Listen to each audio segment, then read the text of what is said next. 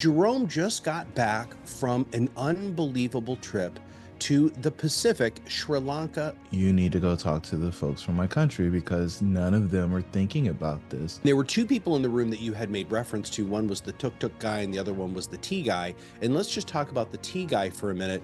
Whether you're leaving it to your kids, whether you're selling it to somebody outside the family, whether you're closing a business, it doesn't really matter. The founder's exit paradox creeps in and it takes hold of anybody who is unraveling their identity from the business. That guy in particular, his dad did it, his granddad did it, and I think his granddad's granddad did it. And so, that's all they've ever talked about. If you're creating value, then it probably gets compensated. And maybe at a level that you weren't compensated before, mainly because there's some passion behind it. There's a difference between a dream chaser and a dream catcher.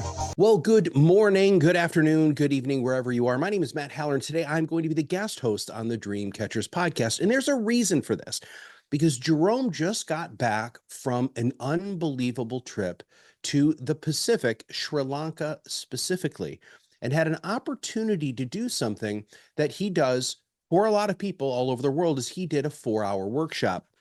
And you might be thinking to yourself, well, Matt, why in the heck are we talking about a workshop that he just did a couple of weeks ago in Sri Lanka? How is that applicable to the Dream Catchers podcast? And it's unbelievably applicable because when I was talking to Jerome about the event specifically, there were some very interesting cultural things, and even more importantly, some things that Jerome learned while giving the presentation that we think it's incredibly important for you to understand, so that hopefully when you're thinking about your next speaker, your next workshop, that you're going to consider bringing Jerome in to do a workshop just like this. So Jerome, first off, where did this opportunity come from? Because, I mean, you literally flew halfway around the world to go speak to these very, very successful business people in Sri Lanka. Yeah, so I don't know if you remember, but back in June, I had the opportunity to present at what is called Return of the Mastermind. It's a next level for the engineering master's program that Entrepreneurs Organization puts on. And so for the listeners, they might not be familiar with Entrepreneurs Organization, but there's about 18,000 members across the world. Can't remember how many chapters, but I think it's north of 150. And so their top leaders, including I guess they're the president or executive director, were actually in attendance at that event. And I was fortunate enough to meet a gentleman by the name of Nikhil, whose family is from Sri Lanka. They own a really big business there. And of course, he went through the engineering master's program. And so he was at Return of the Mastermind and he heard my talk. And he said, you need to go talk to the folks from my country because none of them are thinking about this. And while the talk that I gave in Boston was focused on businesses in general, he was like, we have a specific focus on family businesses because the folks in Sri Lanka who have created huge business success usually have businesses that are 3, 4, 5 generations old. And, it's not as common in the United States for businesses to stay in the family that long. But for us, it's really important that we start having these conversations so that we can continue to transition these family businesses from one generation to the next. And that's where the whole crux of everything began with us, because here in the States, when somebody is selling their business, which is, you help successful business people find out what's next. The what's next in Sri Lanka from passing down a family business didn't pose issues, I would say, but it definitely raised some very interesting questions that you and I had as we were debriefing the event. So when you're working with the successful business owners here in the States, legacy means something different. Can we start there? Do you mind?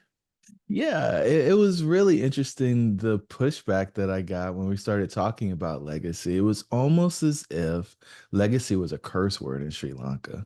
It's you just kind of live your life, you do the best you can, and if people remember you, great, but you're not doing it to be remembered. In fact, it's almost as if they want to disappear and it be as if they weren't there. And I won't say that was everybody in the room, but there were a few people who were really vocal about it. And so we spent a lot of time just kind of knocking that idea around the room and seeing what the different perspectives were. Now, I was kind of at a loss because I hadn't actually experienced that part of the conversation. Alex Hormozy throws around legacy doesn't matter, but as an in-depth conversation with 40 people in a room, this was a very interesting conversation, and uh, I'm better for it, I think. Yeah. Well, it was just really eye-opening for both of us. And one of the things that you taught me about business succession planning when we first got to know each other was this whole idea, and we'll get back to legacy in just a minute, but this whole idea of identity. And there were two people in the room that you had made reference to. One was the tuk tuk guy, and the other one was the tea guy. And let's just talk about the tea guy for a minute, because you had shared with me a video clip of him answering one of those questions. Do you need to adjust how your assessment works or your process when you run into somebody who's it's not just their identity, it's the whole family's identity. And if you lose, and I'm air quoting there, that identity, where do you go? So help me with that.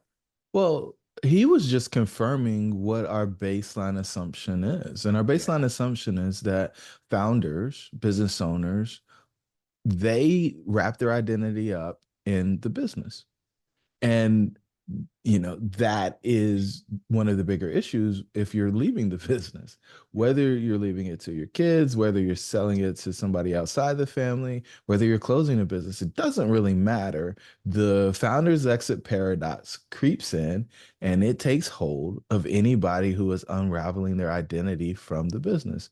Now, that guy in particular, his dad did it, his granddad did it, and I think his granddad did it. And Yeah. so, that's all they've ever talked about. And there is a lot of value in being known as the person that does the thing. It's almost like Googling something or Xeroxing some paper. Like once you become that, then when people have that problem, you are the solution.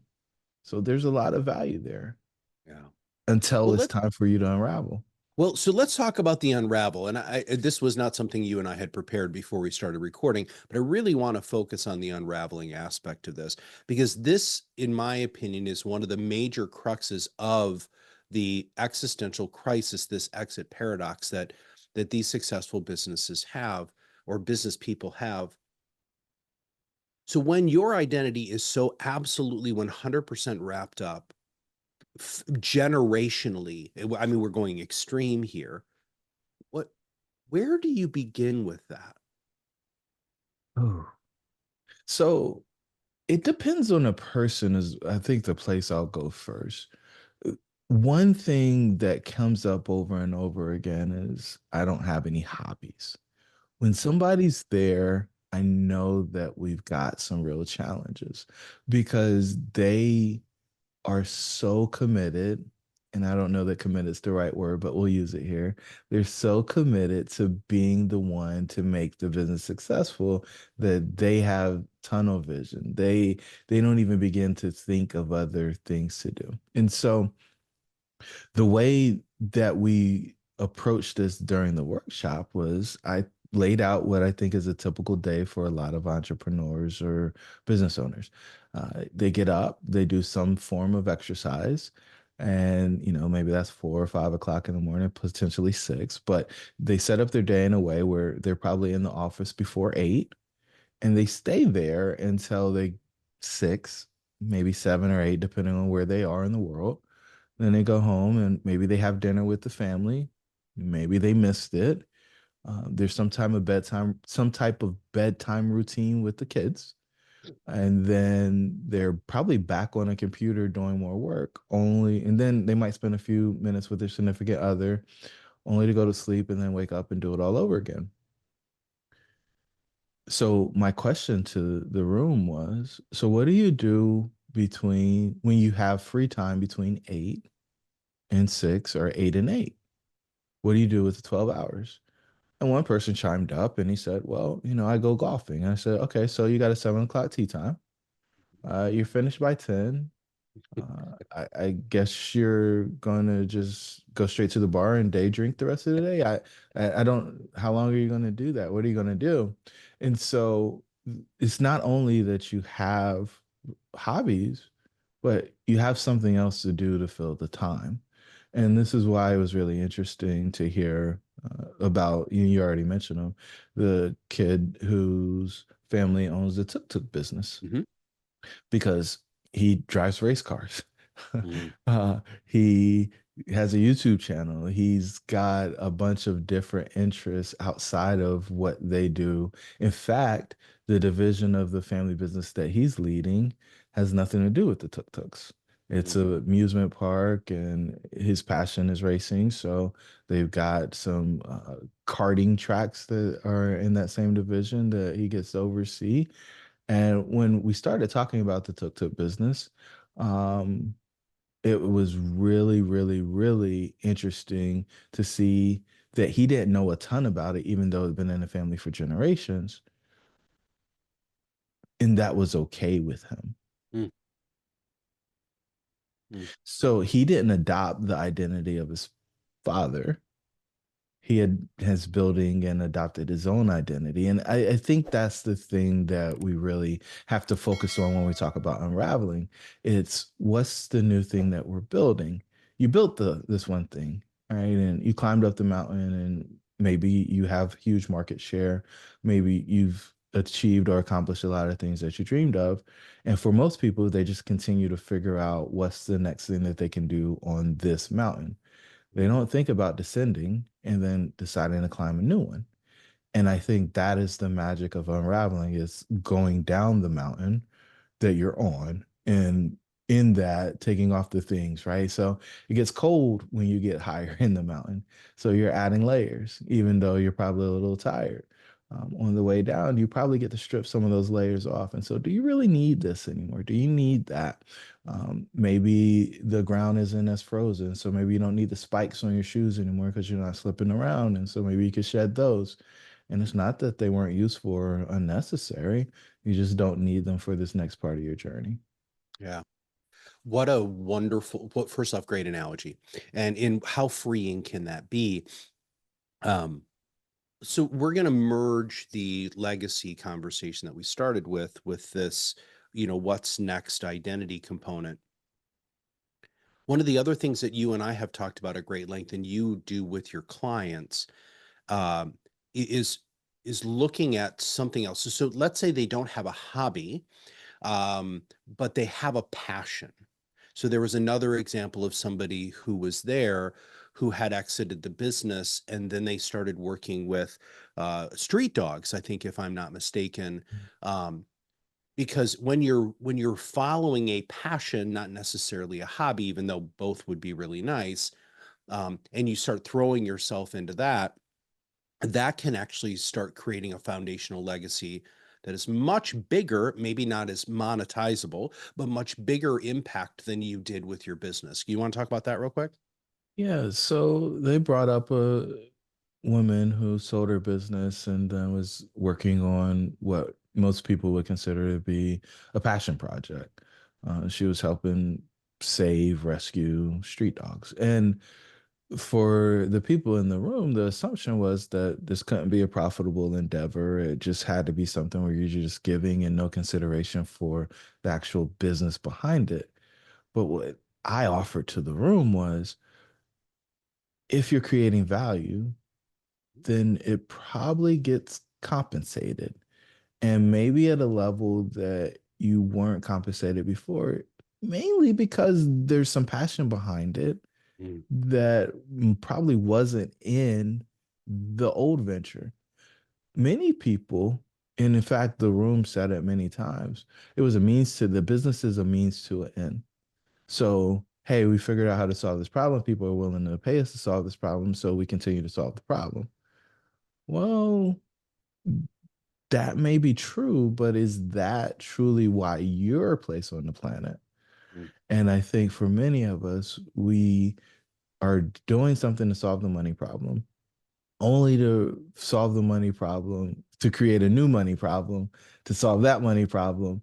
And eventually, I think we can find a place where it's enough, but we have to be really intentional about deciding that it's enough. And so once you get to the place of enough, then the question becomes, well, what problem should I really be here to solve? Uh, I'm not just in the matrix doing the thing and participating in the program, but now I unplug from the matrix. And when I look around at the source code, I find these glitches. Yeah. And it's like, man, what if I could rewrite that? What if I could fix that so that nobody else encounters that experience? Eradicate it from the face of the planet.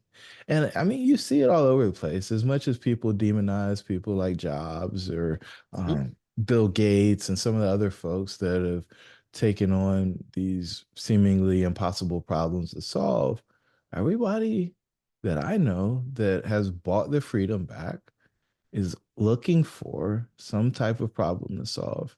And right or wrong, they're being rewarded for it when they figure out how to solve it for enough people. Yeah.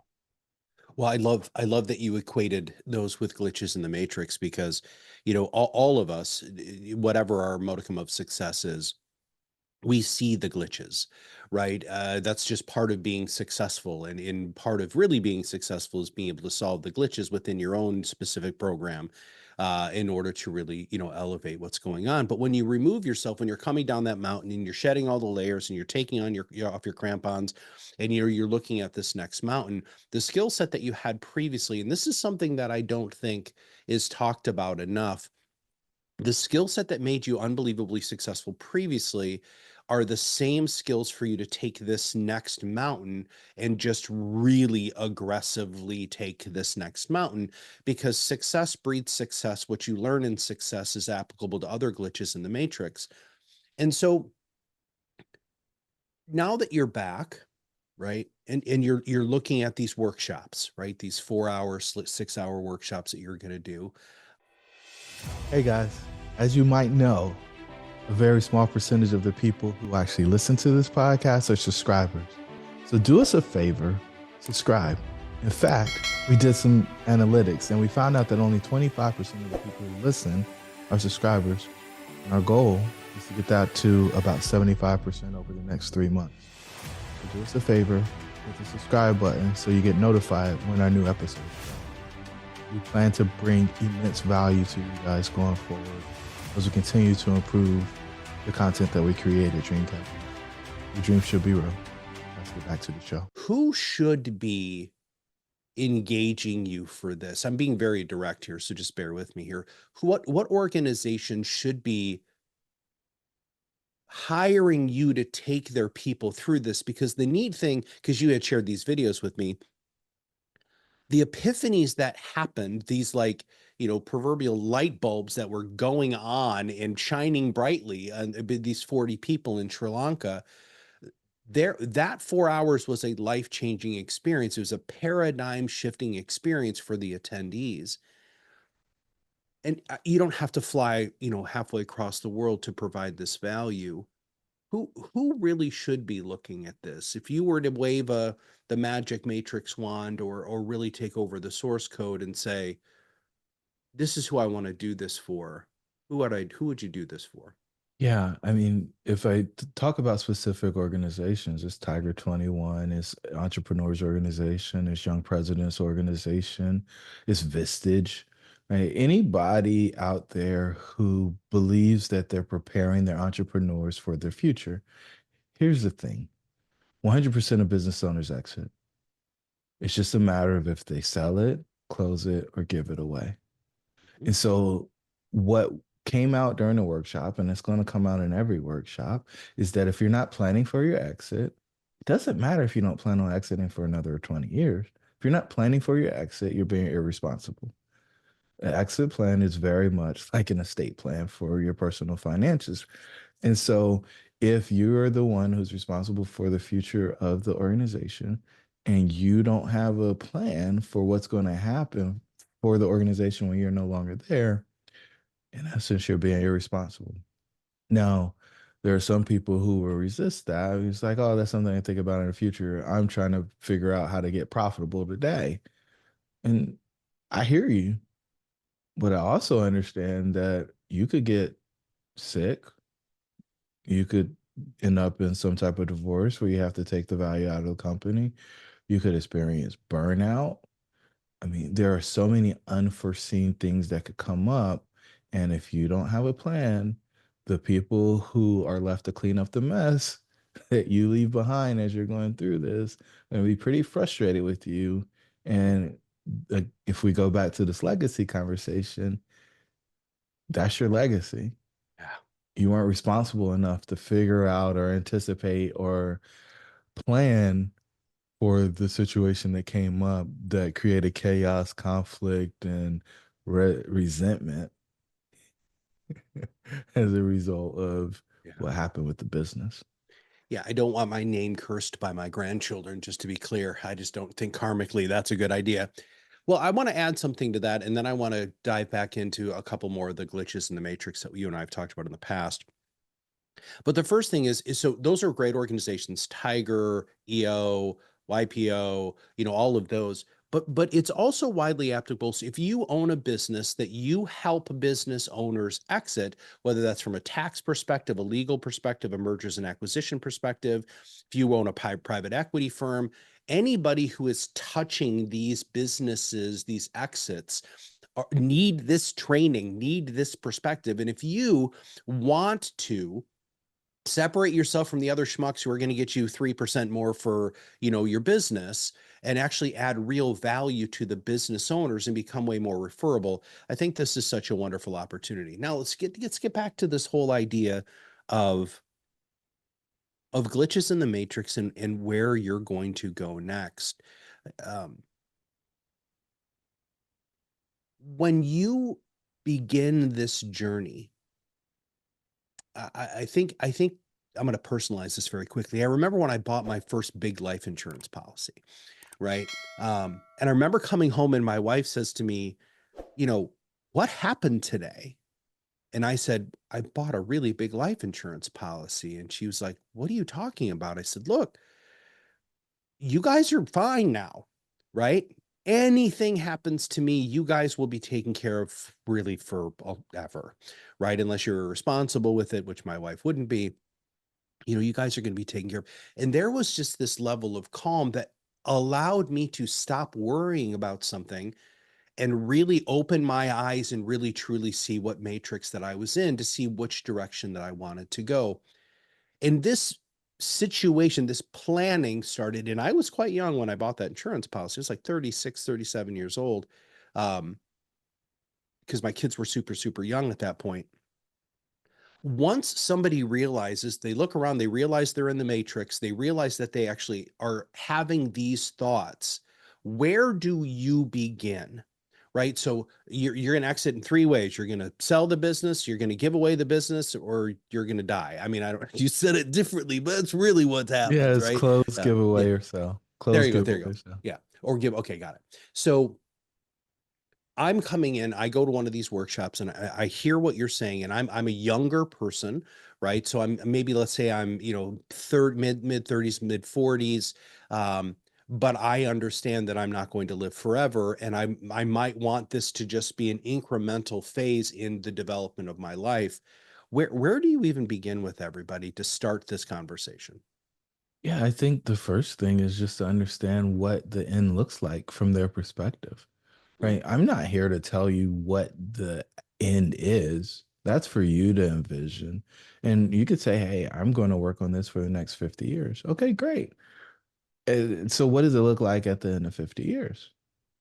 And then we're going to reverse engineer it so that we can get there with the understanding that, hey, 2 years from now, you could have a terminal diagnosis. And what has to happen at that point in order for you to still get what you want to happen in 50 years? And for us, that's the easy part. So if you can come in and tell us what you want, we help you figure out how. And then this thing that people struggle with more often than not is the why. And Mm, so the why becomes important when things get hard. And if your whys are bigger than your why nots, you figure out how to get through the why nots. But we only require that you know what. So if we can help you get super clear on what it looks like. I mean, there's some people like, hey, I just want to exit in 5 years. Exiting in 5 years may be feasible, but it might not be the right time for your industry. mhm, And, there are people who believe that there's just going to be a door or people lined around the building ready to buy their business when they say that they're ready to sell it. Unfortunately, only two out of every 10 businesses that want to sell actually sell. mhm, And if you think about it on a deeper level, of those two businesses that sell, only 25% of those businesses are happy that they sold. mhm. So we want you to be a part of that 25% of people who are happy that they sold their business. But again, it's 25% of the 20% that actually do get to the place of Uh, selling. Those are And small numbers, dude. yeah, I mean, it gets really, really small. And that's why we call it exiting to excellence. If you're going to do it at that level, you're going to be the odds of you doing that are less likely than you being a professional athlete here in the US. Mhm. Mm. Ow. Ah, that's a statement right there. All right. Now, you had built something a little while ago that I tested with you. I thought it was just super fun to go through, which is an assessment that the listeners, the people who are in those organizations that you had talked about, to just have an idea on their position within the matrix. Can we talk about the assessment real quick? Oh man, the post-exit personality assessment is one of the best tools that I think have been created as it relates to founders and what they're going to do on the backside of their exit. Now, there are some people who get caught up in the questions and you're like, I don't know, it's not applicable. But I think if they just move to the space of, hey, I'm on the backside of my exit, this is who I think I would be, if they answer those questions, it's going to be incredibly insightful and more accurate than I think most people are comfortable with. But that's okay because that just means that we're doing what we should be doing as it relates to the assessment. So we identify six archetypes. It's Neo, Trinity, Morpheus, Oracle, Architect, and Agent Smith. And these archetypes are related to the characters from the 1999 documentary The Matrix. And we pull out uh, the characteristics of each one of these folks and then apply it across the six centers of doubt. The six centers of doubt are self image, relationship, work, health, prosperity, and significance. And we look at how you interface with the world based on the different archetypes. So a person ends up with the overall archetype. So me, I'm Morpheus as an overall archetype. And then within the six centers of doubt, I experience the world in a different way, a different archetype. And this just shows us what we should expect when we're encountering these different issues. Everybody's going to have a different intensity for the six centers of doubt, depending on where they are in what I call their transcendence or their self actualization. But that intensity can be adjusted because you know how you're going to interact or interpret the things that are happening for you because you took the assessment. Mhm. Well, I took the assessment and it was, and I've done a lot of personality assessments in my time as a therapist and as a life coach. Um, a lot of times, man, they're just off. They're like, really, like, man, I know why this was the result because I answered this question this way. Sometimes, and not to be mean, I try to hack them just because they're inherent flaws. And this isn't like you're going to become an IF. I don't know what those Myers Briggs things are, a TNJ or whatever they are. This is just the tendency of how you interact with the world, which I think is such a fundamentally different way than a lot of the other personality assessments do. And You're also thinking about the future. You're also not answering it for today. And people can take this assessment, right? This is something that they can do through you.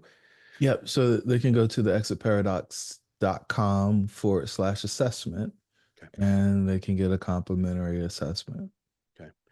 Listen, if you're just a business owner, or if you're a high level person within a business, and you know at some point that you're going to make some sort of transition, whether it's to retire, whether it's to sell your business, whether it's to go ahead and leave the corporate structure and start your own business, this is a really, really good use of your time. Take the assessment, um, really take a look at it, read the report, and say, okay, yep, I can see some gaps here that I am going to have to address. And then you need to find somebody to help you address those, because if not, that dissension on the mountain, if you don't realize that you need to take off the crampons, the spiky things on the bottom of your shoes, man, you can start slipping and it can be really, really dangerous. Or you don't take enough layers off and you overheat on the way down, right? When you have a guide, a Sherpa, a Morpheus to be able to help you with this transition, it just goes a lot more smoothly. And listen,